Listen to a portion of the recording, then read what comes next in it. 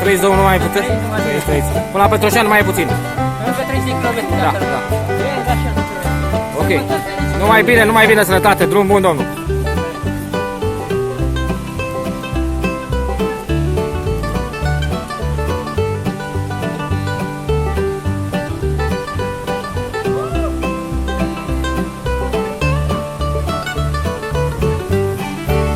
Haideți, domnișoara, că nu mai e mult până la Valea Mare. Până la Valea de Pești, da, nu mai este mult. Vă mulțumim pentru interviu.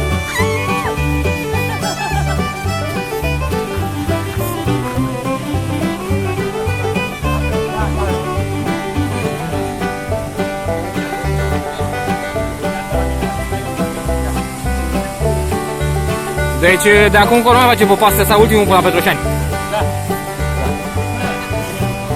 Petroșan, Cluj. Da.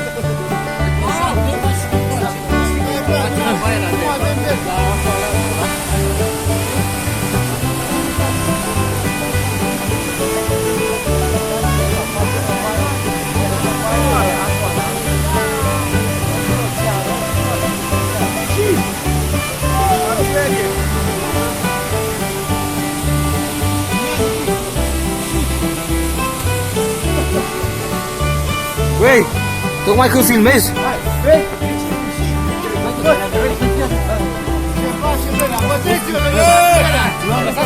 Hai!